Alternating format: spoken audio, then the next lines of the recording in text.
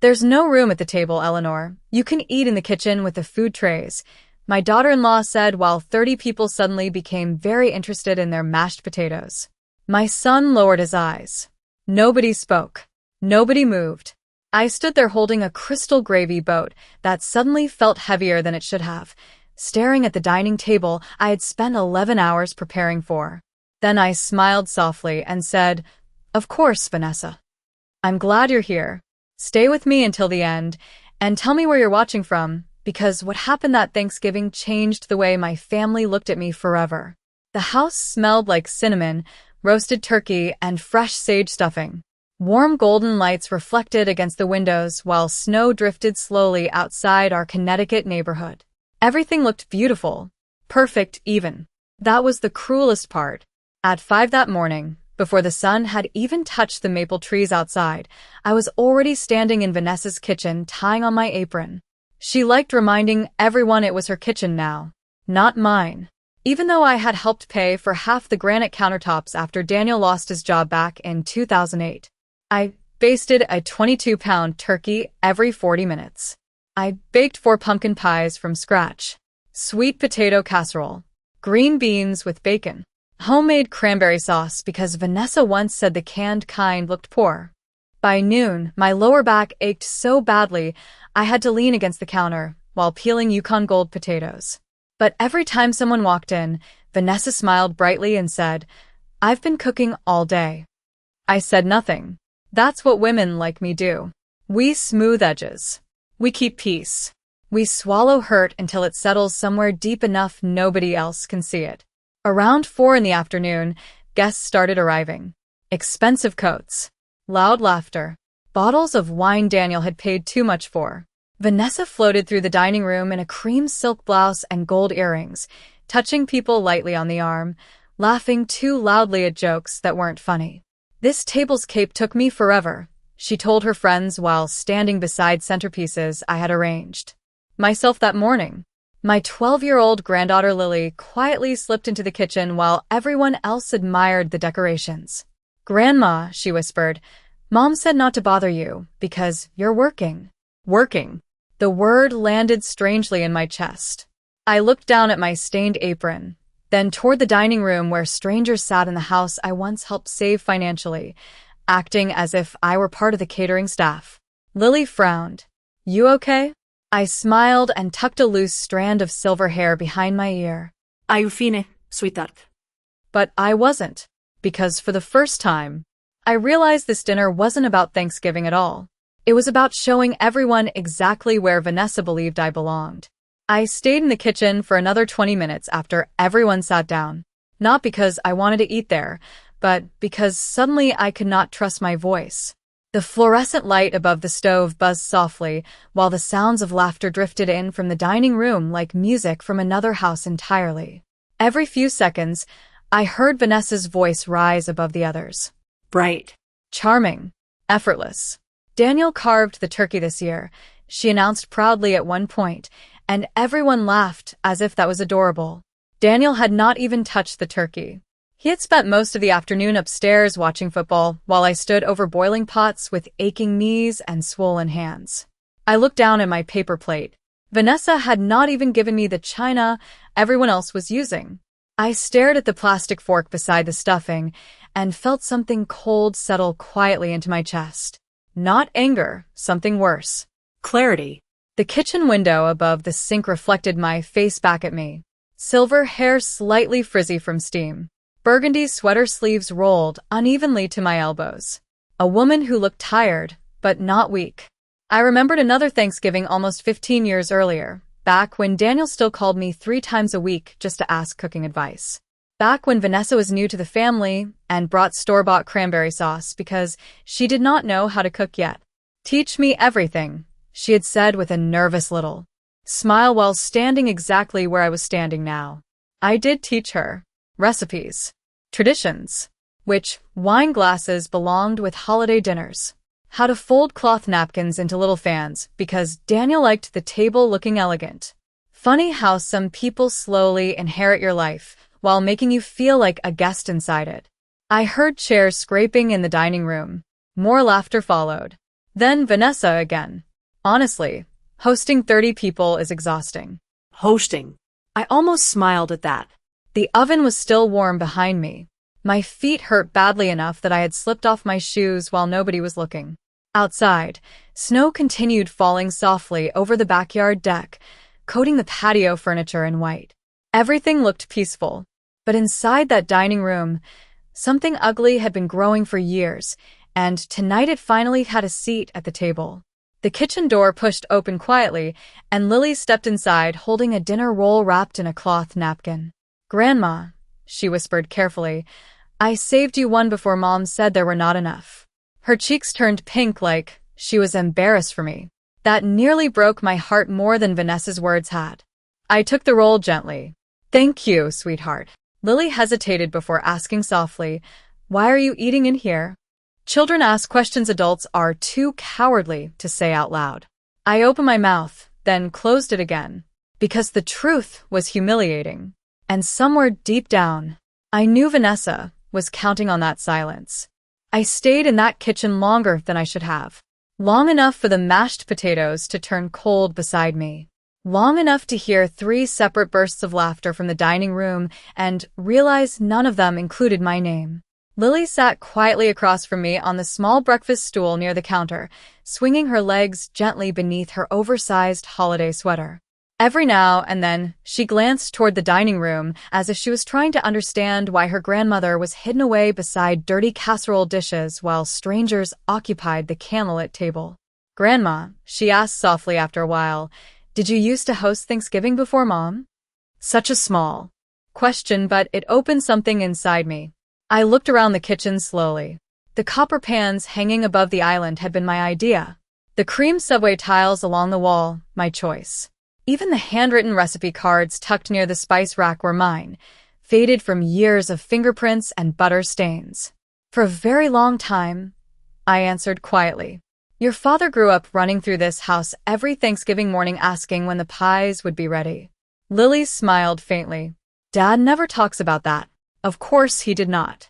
Vanessa had spent years editing me out of this family, one careful piece at a time. Not loudly. Not dramatically. Women like her were smarter than that. It started with little things nobody could criticize without sounding sensitive.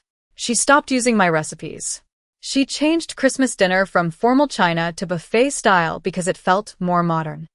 She convinced Daniel to host Easter brunch at country clubs instead of home because she said cooking was stressful. Then came the photographs. I noticed one afternoon that every framed picture in their hallway had changed. Lily's school portraits stayed. Vacation photos stayed. But the older family pictures with me in them slowly disappeared one by one like somebody quietly erasing fingerprints from glass. The hardest part was how invisible the cruelty looked to everyone else. If I ever mentioned it, Daniel would sigh tiredly and say, "Mom, you are overthinking things." Overthinking. I heard that word so many times, it almost trained me to distrust my own instincts. But instincts do not disappear forever. They wait quietly, watching, collecting evidence. The dining room suddenly erupted with applause. Vanessa was making another toast. Lily rolled her eyes slightly before whispering, "Mom likes attention on holidays." I almost laughed at the honesty in her voice. Then I heard Vanessa say something that made my stomach tighten instantly. "I think people should earn their place in a home instead of expecting it forever." A few uncomfortable chuckles followed. I stared down at my untouched plate. The room beyond the kitchen blurred slightly for a moment, because suddenly, I understood something clearly. That comment was not accidental. Neither was the kitchen. Neither was tonight. The comment sat in my chest heavier than the food I could no longer force myself to eat. People should earn their place in a home. Vanessa said it casually, while lifting a wine glass with perfectly manicured fingers, but every word had been aimed directly at me. Lily heard it too. I could tell by the way her small shoulders stiffened beside the counter. Children always recognize cruelty faster than adults pretend to. I set my fork down carefully and stared at the steam rising from the untouched stuffing on my plate. My appetite had disappeared completely now. Somewhere in the dining room, Crystal glasses clinked together while Frank Sinatra played softly through the ceiling speakers. It sounded warm, festive, normal, but the kitchen felt colder with every passing minute. My eyes drifted toward the dark window above the sink, and suddenly another November night came rushing back to me. 2008. The housing crash.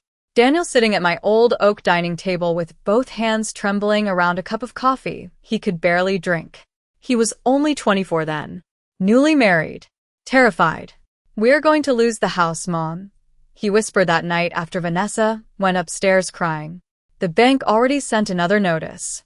I remembered the exhaustion in his face. The humiliation. He had lost his sales job 2 months earlier, and Vanessa had just found out she was pregnant with Lily. They were drowning before their life had even properly started. Back then, this house looked very different. No marble island. No designer furniture. Just peeling wallpaper, drafty windows, and cheap carpet that squeaked near the staircase. But Daniel loved it anyway. He used to walk from room to room talking excitedly about future Christmas mornings and backyard birthday parties. "I can fix it up over time," he told me proudly after buying it. But life does not always wait for people to catch up financially.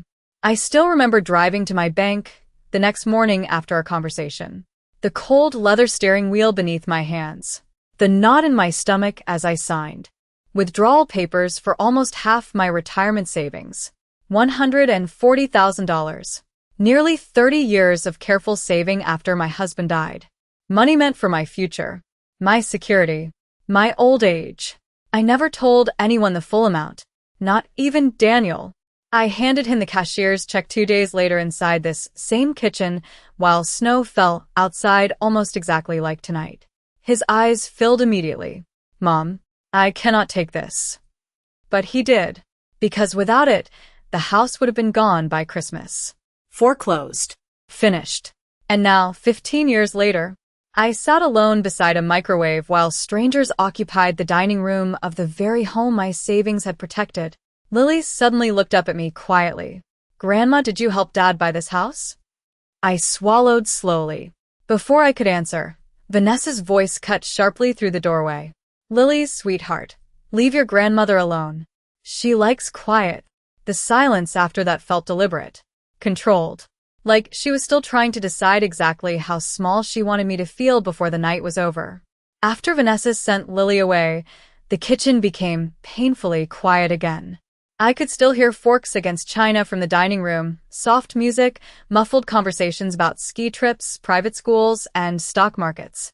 The kind of comfortable conversations people have when they feel secure inside their own lives. I used to feel that way in this house too. Before every room started reminding me that I no longer belonged in it. I slowly stood from the breakfast stool and slipped my shoes back on. My knees protested immediately. 11 hours on hardwood floors will do that to a 63-year-old body.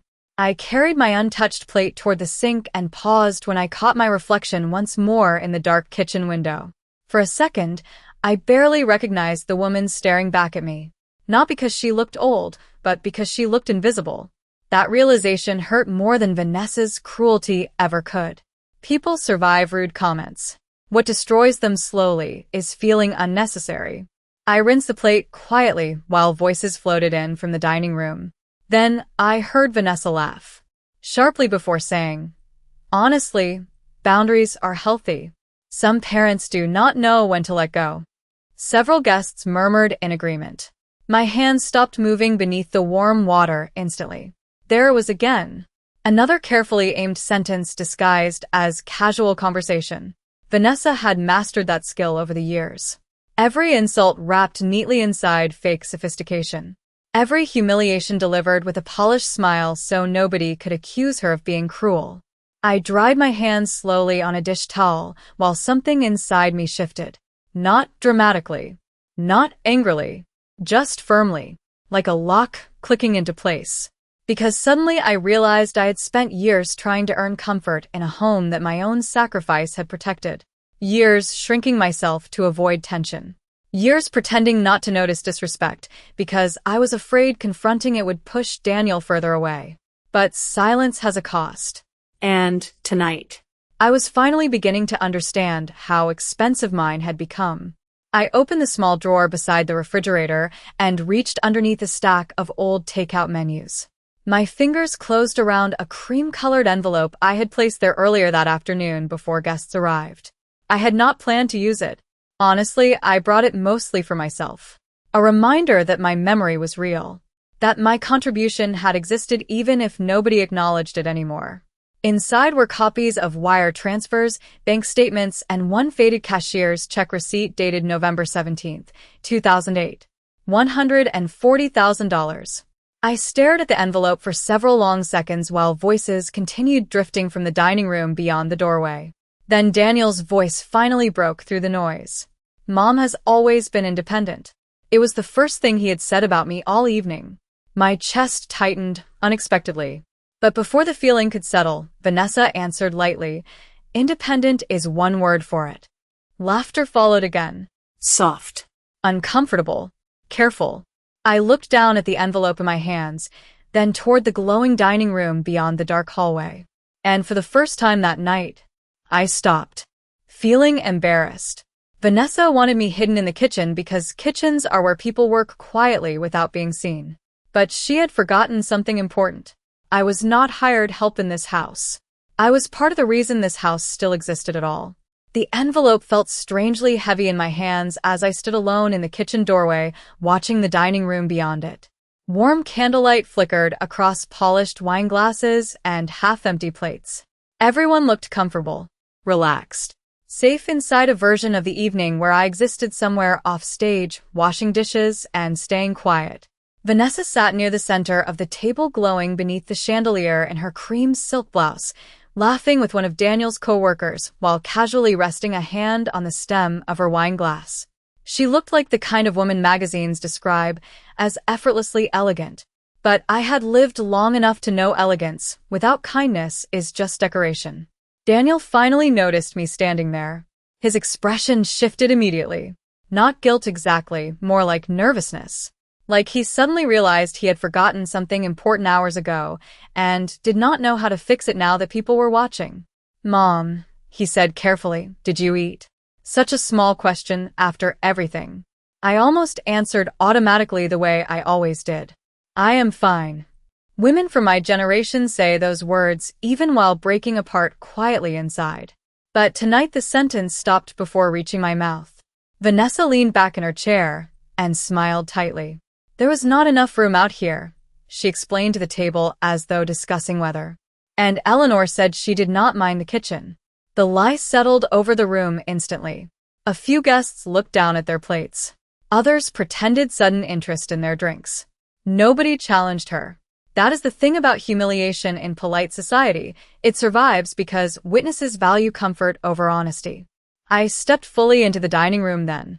Slowly. Calmly. The hardwood floor creaked softly beneath my feet, while conversations faded one by one around the table. Somewhere behind me, the kitchen faucet still dripped steadily into the sink. Tiny sounds suddenly became very loud in silence like that. Lily looked relieved the moment she saw me walking toward the table. Vanessa did not. Her smile tightened almost invisibly as I approached. "Eleanor," she said lightly, "we can clear a little space in the kitchen counter if you need more room." More room. As though I were an inconvenience that needed rearranging. I looked directly at her for the first time all evening. Not angrily. Just steadily. Then I pulled out the empty chair at the far end of the dining table beside Daniel. The scraping sound against hardwood cut sharply through the silence. Vanessa blinked. "That seat is for dessert plates," she said quickly. I placed my cloth napkin gently beside the untouched silverware already sitting there, awkwardly in their seats. Nobody wanted to look interested, but everyone was. Vanessa opened the envelope carefully, almost dismissively at first. Then her expression changed. Not dramatically. Just enough for me to see the exact second confidence left her face. She pulled out several folded documents and glanced down quickly. Wire transfer records. Bank statements. A cashier's check copy dated November 17, 2008. $140,000 transferred directly toward the mortgage balance on this house. Vanessa blinked twice. "What is this?" she asked quietly now. Daniel leaned closer immediately. The moment he saw the date, all color drained from his face. "Mom," the word came out barely above a whisper. I looked at him steadily. "You remember the foreclosure notices, Daniel?" Nobody at the table moved anymore. Even Lily sat frozen beside her plate, staring between us with wide eyes. Daniel swallowed hard and rubbed a hand slowly across his mouth. "You told me you had taken some money from savings," he said. "I did," I answered calmly. "Almost all of it." Vanessa stared down at the papers again, as though rereading them might somehow change the numbers. $140,000? She asked sharply. "For this house?" I nodded once. Without that payment, the bank would have taken it before Christmas. Silence crashed across the room after that. Heavy, suffocating. One of Daniel's co-workers quietly set down his fork. Across the table, a woman who had spent the last hour complimenting Vanessa's hosting suddenly looked deeply uncomfortable. Vanessa laughed once again, but this time the sound cracked. "Well, that was years ago. I mean, Daniel and I built this life ourselves afterward." I tilted my head slightly. "Did you?" The question was gentle, almost quiet. Somehow that made it worse. Daniel stared down at the paperwork like he was seeing an entirely different version of his own life for the first time. "Mom," he said slowly, "why did you never tell me how much it really was?" I smiled faintly then, sadder than angry. "Because I did not help you, so I could own part of your home, Daniel." My eyes shifted, briefly toward Vanessa. I only expected to be treated like part of the family inside it. Nobody had an answer for that. The silence after my words felt different now. Not awkward anymore, exposed. Like the room itself had finally stopped pretending. Vanessa slowly placed the papers back inside the envelope with stiff movements, but her composure was slipping around the edges. I could see it in the tightness near her eyes. The forced smile. The way she kept glancing toward the guests as if trying to calculate how much damage had already been done. Daniel leaned back heavily in his chair and stared at the dining table, without speaking. For the first time all night, he looked less like a successful 41-year-old executive and more like the frightened young man who once sat at my kitchen table terrified of losing everything. Lily broke the silence first. "Dad," she asked quietly, "Grandma saved our house?" Her innocent voice cut through the room sharper than any accusation could have. Daniel closed his eyes briefly before nodding once. "Yeah," he said hoarsely. "She did." Lily looked over at me with an expression that nearly shattered what remained of my composure. Not pity, respect. Children understand sacrifice instinctively when adults forget how. Vanessa crossed her arms tightly. "I think everyone is making this bigger than it needs to be," she said quickly. "Nobody forced Eleanor to help us back then." Eleanor. Not Mom. Not family. Just Eleanor again. A convenient outsider whenever gratitude became uncomfortable. I looked at her calmly. "You are right," I said softly. "Nobody forced me." Vanessa lifted her chin slightly, like she thought she had regained control of the conversation. Then I continued. "I helped because Daniel was my son, because Lily was on the way, because families protect each other when things fall apart." My eyes drifted slowly across the table. At least they used to. Nobody touched their food anymore. The turkey sat cooling beneath the dining room lights while candle flames flickered against untouched wine glasses. Outside the windows, snow covered the backyard completely now, turning everything pale and quiet beyond the glass. Daniel finally looked toward Vanessa directly. "You told my mother to eat in the kitchen?" His voice remained controlled, but there was something dangerous in how calm it sounded. Vanessa laughed nervously. "Oh my God, Daniel, do not make this dramatic. There literally was not enough room." Lily spoke before anyone else could. There was an empty chair beside Dad the whole time. Vanessa turned sharply toward her daughter. "Lily, stay out of adult conversations." But the damage was already done. Truth becomes difficult to bury once a child says it out loud. Daniel rubbed both hands slowly over his face and exhaled heavily. "Mom cooked this entire dinner," he said quietly, almost to himself. "And we left her alone in the kitchen."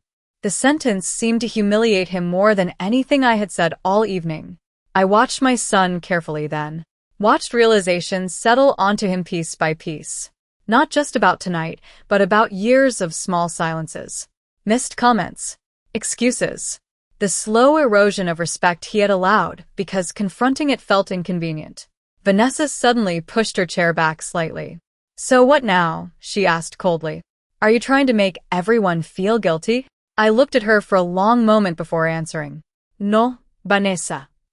I folded my napkin carefully beside my plate. Guilt only matters when people still have a conscience. After I said those words, nobody at the table looked at Vanessa anymore. They looked at Daniel instead. People always do that in families eventually. They stop focusing on the person causing the harm and start watching the person who allowed it to continue. Daniel sat completely still beside me, staring down at the folded papers resting near the centerpiece candles. His face looked older somehow. Tired in a way expensive suits and successful careers cannot hide. Vanessa shifted uncomfortably in her chair before forcing another brittle smile. "This is ridiculous," she muttered quietly. "One awkward dinner, and suddenly everyone is acting like I committed some terrible crime." Nobody answered her. That silence told her more than any argument could have. Lily slowly reached for my hand beneath the tablecloth and squeezed it gently. Such a small gesture, but after an entire evening of feeling invisible, it nearly brought tears to my eyes. Daniel noticed it too. He looked at his daughter, then at me, and something finally cracked open in his expression. Shame. Real shame. "Mom," he said softly, "I should have stopped this a long time ago." I studied his face carefully. For years I had wanted those words. Thought hearing them would heal something inside me. But strangely they did not. Some wounds become too old to disappear simply because somebody finally notices them. I gave his hand a small pat anyway. "I know," I answered quietly. Vanessa pushed her chair back harder this time, the legs scraping sharply across the hardwood floor. "So now I am the villain because I wanted boundaries?" she snapped. "Because I did not want your mother controlling everything forever?" Her voice echoed slightly through the dining room, but it sounded weaker now. Defensive. Desperate. I looked at her calmly, beneath the warm chandelier light. "No, Vanessa," I said softly. "You became the villain the moment kindness started feeling optional to you." Her mouth opened slightly, but no words came out this time. Outside, snow continued falling in thick white sheets across the dark backyard. The world beyond the windows looked peaceful again. Clean. Quiet. I slowly stood from the table and reached for my coat, hanging near the hallway entrance. Nobody tried stopping me immediately. I think they all understood the evening had already become something none of them would forget. Daniel followed me toward the front door while the guests remained frozen behind us in uncomfortable silence. The foyer light cast long shadows across the polished floor as he helped me into my coat the same way he used to years ago after church on winter Sundays. "Mom, please do not leave like this," he whispered. I looked at him for a long moment before answering. "Daniel, a home is not built by whoever speaks the loudest at the dinner table." I adjusted my gloves slowly. "It is built by the people who quietly hold it together when everything else falls apart." His eyes filled instantly. Mine almost did too. But I smiled gently instead and stepped out into the cold November night. The snow crunched softly beneath my boots as I walked toward my car beneath the glowing streetlights. And for the first time in years, I no longer felt small. If you have ever felt invisible inside your own family, if somebody made you feel unwanted in a place your love helped build, I want you to tell me below. What would you have done in my place? And do you think Daniel realized the truth too late?